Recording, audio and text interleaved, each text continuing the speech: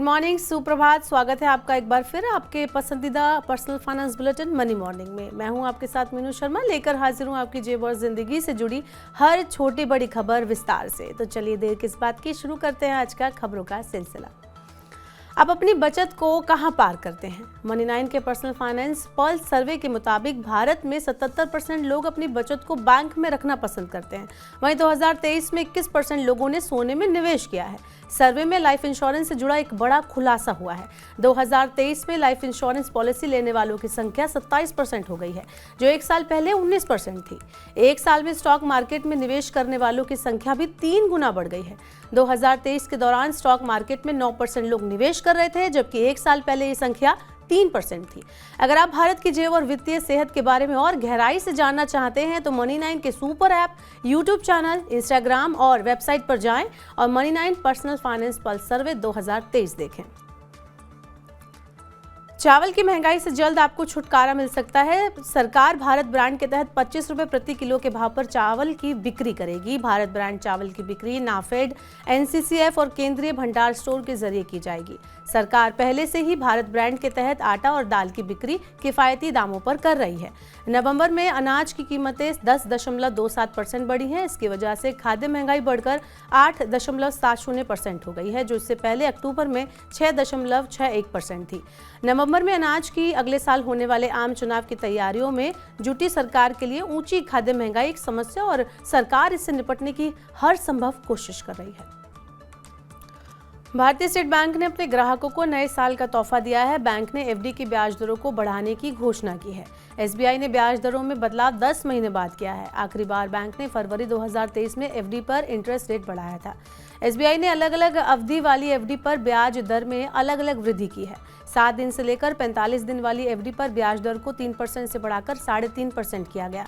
इस अवधि के लिए बैंक ने 0.5% इंटरेस्ट रेट बढ़ाया है। वहीं 46 दिन से लेकर 179 दिन वाली एफडी पर इंटरेस्ट रेट में 25 बेसिस पॉइंट की बढ़ोतरी की गई है। बैंक अब इस एफडी पर 4.5% की जगह 4.75% ब्याज देगा। अगली खबर भी एसबीआई से जुड़ी है। एसबीआई ने ऊंचे ब्याज दर वाली अपनी स्पेशल फिक्स्ड डिपॉजिट स्कीम अमृत कलश की अंतिम तारीख एक बार फिर आगे बढ़ा दी है। ग्राहक थोड़े और वक्त के लिए एफडी पर मिलने वाली ऊंची ब्याज दर का लाभ उठा सकते हैं। एसबीआई की 400 दिन वाली अमृत कलश एफडी योजना में अब 31 मार्च 2024 तक निवेश किया जा सकता है। अब इसकी आखिरी तारीख 31 दिसंबर 2023 थी। एसबीआई ने अमृत कलश स्कीम को सबसे पहले 15 फरवरी को लॉन्च किया था और तब से इसकी आखिरी तारीख को कई बार आगे बढ़ाया जा चुका है। इस स्कीम में अधिकतम 2 करोड़ रुपए तक निवेश किया जा सकता है। कर्मचारी भविष्य निधि संगठन यानी ईपीएफओ ने अपने सदस्यों के लिए एडवांस सुविधा को बंद कर दिया है। कोरोना महामारी के दौरान ईपीएफओ ने अपने 6 करोड़ से ज्यादा सब्सक्राइबर्स के लिए कोविड एडवांस विंडो की शुरुआत की थी। इसके तहत कोई भी सदस्य अपने ईपीएफ अकाउंट से पैसा निकाल सकता था। ईपीएफओ ने अब इस सुविधा को बंद कर दिया है। अब सब्सक्राइबर्स अपने खाते से कोविड एडवांस के तौर पर राशि नहीं निकाल सकेंगे। ईपीएफओ ने अपने सॉफ्टवेयर में non refundable Covid advance provision को डिसेबल कर दिया है।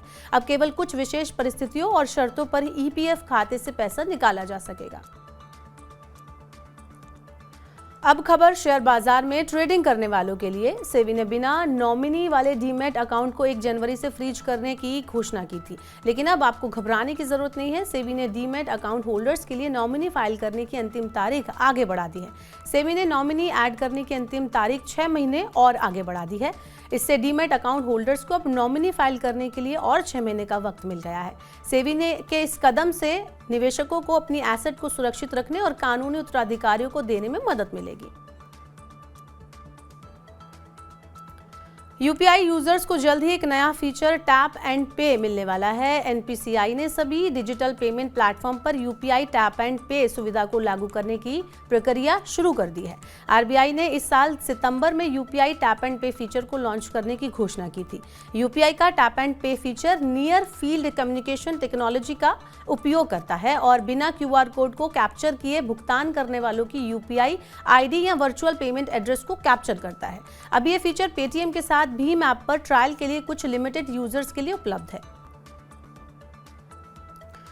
मोबाइल ऐप के जरिए फटाफट लोन के जाल से आम लोगों को बचाने के लिए सरकार ने सोशल मीडिया और ऑनलाइन प्लेटफॉर्म को कड़ा निर्देश जारी किया है। सरकार ने सोशल मीडिया और ऑनलाइन प्लेटफॉर्म को ये सुनिश्चित करने का निर्देश दिया है कि वो अपने प्लेटफॉर्म पर लोन देने वाले धोखाधड़ी वाले ऐप के विज्ञापन न लगाएं। आईटी मंत्रालय ने सभी प्लेटफॉर्म को ये स्पष्ट कर दिया है कि वो धोखाधड़ी वाले लोन ऐप के विज्ञापन नहीं दे सकते, क्योंकि ये विज्ञापन गुमराह करने वाले होते हैं और इंटरनेट का उपयोग करने वाले लोगों को नुकसान पहुंचाते हैं। ग्रेटर नोएडा प्राधिकरण के बोर्ड ने रियल एस्टेट परियोजनाओं के संबंध में अमिताभ कांत समिति की सिफारिशों पर उत्तर प्रदेश सरकार के आदेश को लागू करने का फैसला किया है। इस कदम का मकसद खरीदारों को जल्द घर दिलाने और बिल्डरों की अटकी परियोजनाओं को पूरा करने में मदद करना है। बिल्डर्स को अपने अटके पड़े हाउसिंग प्रोजेक्ट्स को पूरा करने के लिए 0 पीरियड का लाभ भी मिलेगा। इसके अलावा बिल्डर्स को बकाया राशि जमा करने के लिए अधिक समय दिया जाएगा। प्रोजेक्ट को गिरवी रखने की अनुमति दी जाएगी। प्रचलित FAR को खरीदने की अनुमति होगी। प्रोजेक्ट को पूरा करने के लिए और अधिक समय दिया जाएगा। वहीं दूसरी ओर घर खरीदारों को 3 महीने में रजिस्ट्रेशन की सुविधा के साथ अन्य कई लाभ दिए जाएंगे। बिल्डर्स को 1 अप्रैल 2020 से 31 मार्च 2022 तक के लिए 0 पीरियड का लाभ दिया जाएगा। 0 पीरियड का लाभ लेने के बाद बिल्डर्स को अपनी कुल बकाया राशि का 25% हिस्सा 60 दिनों के अंदर जमा करना होगा। शेष 75% बकाया पैसा साधारण ब्याज के साथ अगले 3 साल में जमा करना होगा। इनकम टैक्स डिपार्टमेंट ने बड़ी संख्या में लोगों को एडवाइजरी भेजी है। डिपार्टमेंट ने कहा है कि पैसे की लेन देन की जो जानकारी इनकम टैक्स के पास है वो आईटी रिटर्न से मेल नहीं खा रही है। इसलिए इनकम टैक्स डिपार्टमेंट ने टैक्स पेयर्स को एडवाइजरी जारी कर इनकम टैक्स रिटर्न रिवाइज करने की सलाह दी है। डिपार्टमेंट ने कहा है कि उन मामलों में एडवाइजरी भेजी गई है जहां आईटीआर में दी गई सूचना और रिपोर्टिंग इकाई से मिली जानकारी के बीच स्पष्ट तौर पर मेल नहीं है। वित्तीय लेन देन के बारे में जानकारी देने वाली रिपोर्टिंग इकाइयों में विदेशी मुद्रा डीलर, बैंक, NBFC, सब रजिस्ट्रार, डाकघर, बॉन्ड डिबेंचर जारीकर्ता, म्यूचुअल फंड ट्रस्टी, डिविडेंड का भुगतान करने वाली या शेयर वापस खरीदने वाली कंपनी शामिल है। डीप फेक और AI के जरिए गलत सूचना फैलने की बढ़ती चिंताओं के बीच सरकार ने आईटी नियमों का पालन करने के लिए सभी ऑनलाइन प्लेटफॉर्म्स को सलाह जारी की है। सरकार ने कहा है कि डिजिटल और सोशल मीडिया प्लेटफॉर्म आईटी नियमों के तहत निषिद्ध सामग्री के बारे में यूजर्स को स्पष्ट और सटीक रूप से सूचना दे। मंत्रालय ने अपनी सलाह में कहा है कि आईटी नियमों के तहत ऐसी सामग्री के बारे में यूजर्स को स्पष्ट और सटीक ढंग से सूचित किया जाना चाहिए जिनकी अनुमति नहीं है। यूजर्स के पहली बार पंजीकरण करने के समय भी इसके बारे में स्पष्ट रूप से बताया जाना चाहिए। डिजिटल प्लेटफॉर्म यूजर्स को भारतीय दंड संहिता और आईटी अधिनियम के दंडात्मक प्रावधानों के बारे में भी जानकारी देंगे। तो आज के मनी मॉर्निंग के बुलेटिन में बस इतना ही। अपने काम की जरूरी खबरें देखने और समझने के लिए सब्सक्राइब करें हमारे यूट्यूब चैनल को। वहीं पर्सनल फाइनेंस से जुड़ी खबरों को आप पढ़ना चाहते हैं, समझना चाहते हैं तो हमारी वेबसाइट www.money9.com पर विजिट करें। यहाँ पर 7 भाषाओं में पर्सनल फाइनेंस की खबरों को आप पढ़ सकते हैं। वहीं खास कार्यक्रम देखने के लिए Money9 के ऐप को जरूर डाउनलोड कर लें। फिलहाल के लिए बुलेटिन में इतना ही। बने रहिए Money9 के साथ। नमस्कार।